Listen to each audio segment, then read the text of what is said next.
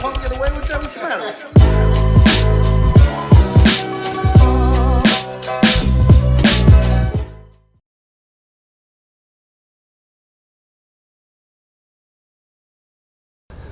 자세의 중요성과 피부 텐션에 대한 이해. 먼저 텐션의 종류를 두 가지로 나눠볼 거예요. 첫 번째는 아까 뭐라 그랬었죠?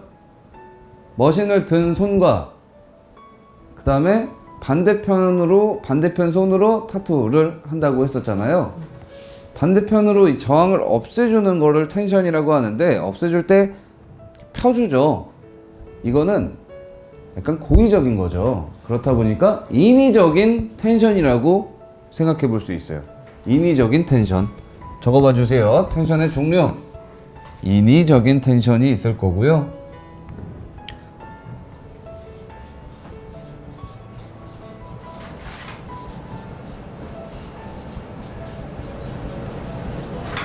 이 인위적인 텐션부터 자세하게 설명을 드릴게요. 먼저 텐션이라고 하는 건 저항이 있어서 그거를 펴주고 저항을 없앤 후에 착색이 되게끔 평평하게 만들어주고 그거를 찌른다는 얘기예요. 보통 평상시에 피부는 이렇게 돼 있다고 생각을 하시면 좋을 것 같거든요. 근데 이게 들어가면 어떻게 했어요? 이렇게 튕겨낸다는 얘기고요. 이거를 평평하게 핀 다음에 해줘야만 깊이가 착색이 균일하게 남을 거다라는 얘기예요. 아시겠죠? 그런 부분에서 인위적인 텐션을 해야 할 때 하는 방법, 팔을 한번 이렇게 걷어 보시겠어요? 제가 실제로 잡는 이 정도를 한번 잡아봐 드릴게요. 자, 먼저 어떻게 잡냐면 양 손가락 또는 이 손 전체를 가지고 텐션을 당겼다 폈다 해줄 수 있거든요. 먼저 위로 밀고 그리고 아래로 당겨가지고 잡으시는 거예요. 그냥 양손가락으로 힘을 줘서 양쪽으로 미는 게 아니고 한쪽으로 밀고 한쪽으로 당겨서 이렇게 펴주는 겁니다. 아시겠죠? 한번 만져보실래요? 요 정도. 근데 좀 더 강하게 줘야 되는 경우도 있을 거예요. 강하게 줘야 되는 경우 뭐가 있죠? 아까 얘기했던 탄력이 없는 경우, 저항이 많은 경우는 텐션을 더 많이 줘야 되겠죠. 그럴 때는 더 강하게 줘서 확실하게 펴진 상태에서 해줘야 돼요. 한번 만지고 계셔 보시겠어요, 여기? 그런데 갑자기 얘가 손에 힘이 풀리거나 아니면 인지를 못해서 갑자기 탁 풀려버리면 어때요? 깊이가? 그러니까 이건 거죠. 이렇게 펴지고 있었는데 갑자기 탁 풀려버려요. 그러면 어떻게 되죠? 깊이가 지금 어때요? 여기랑 깊이가 콕 찍히는 이런 현상이 생길 수 있다는 거예요. 이거 한번 이따가 적어봐 주시고요. 자, 이렇게 밀고 당겨서 이렇게 좀 더 세게 주면은 이런 식으로 더 세게 주기도 합니다. 아시겠죠? 네. 이 상태에서 해줘야 돼요. 이 안에서만 내가 잡을 부분만 텐션을 잡는 거고요. 네, 먼저 밀고 당겨가지고 이렇게 아시겠죠? 세게 주면 요 정도.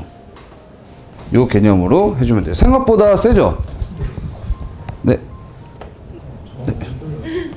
밀고 당겨가지고 이렇게. 이해되시죠? 세게 주면은 이런 식으로. 아파요? 네, 이렇게. 이렇게 밀고 이렇게 당겨서 이렇게 펴주는 거예요. 세게 주면 이런 식으로.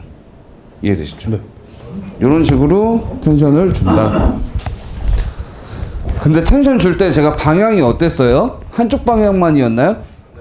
양방향이었죠. 한번 적어봐 주세요. 양방향.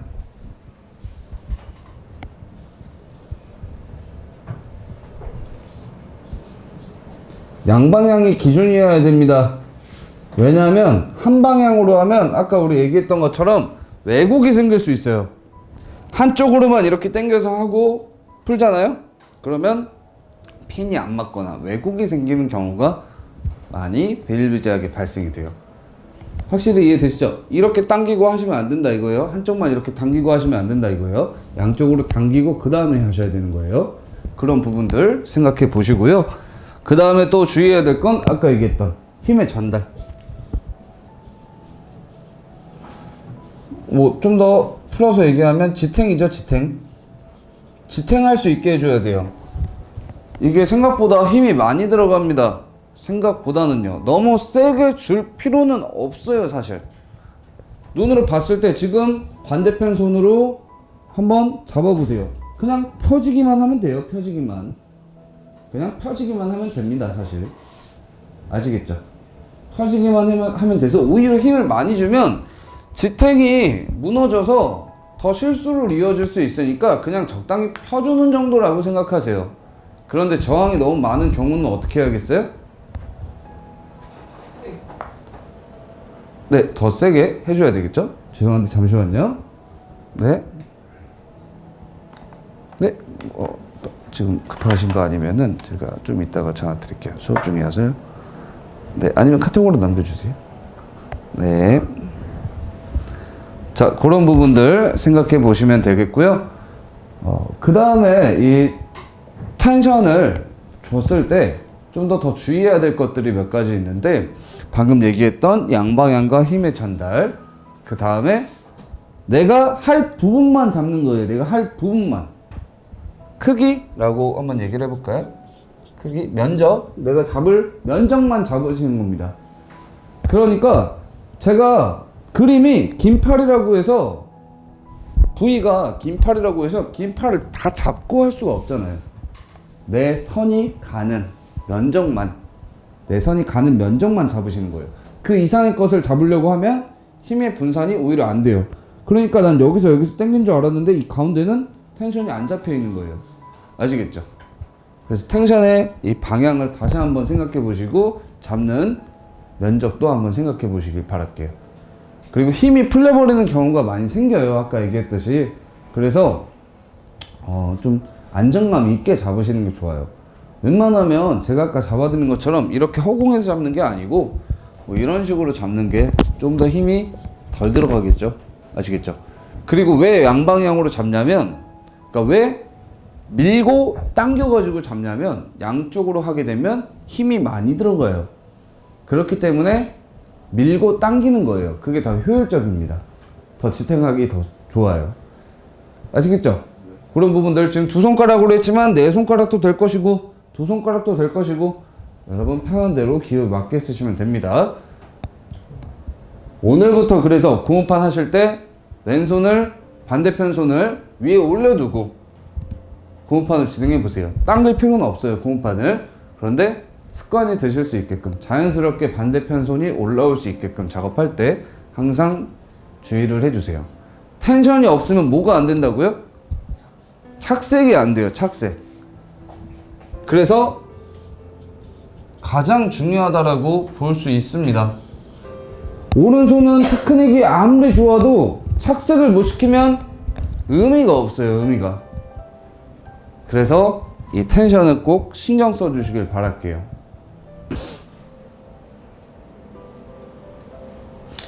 전사에 닿아도 됩니다. 전사에 닿아도 돼요. 막 반대편 손이 바셀린으로 막 이렇게 덕지덕지 묻혀져 있는 이상은 아니지 않는 이상 이제 전사에 닿아도 됩니다. 그 다음은 자연적인 텐션. 자연적인 텐션이라고 할 수 있는 인위적인 텐션과 약간은 다른 것이죠. 인위적은 내 그대로 고의적으로 해주는 거지만, 자연적인 거는 고객의 제스처나 포지션으로 인해서 생겨날 수 있다는 거예요. 포즈. 아시겠죠? 자연적인 텐션 뭐냐면, 여러분 앉아있는 것과 일어서서 충격을 받는, 아까 예를 들었었죠? 그거랑 똑같다라고 보시면 됩니다. 그래서 자세를 어떻게 해야 될지가 굉장히 중요한 연관이 있겠죠? 자세.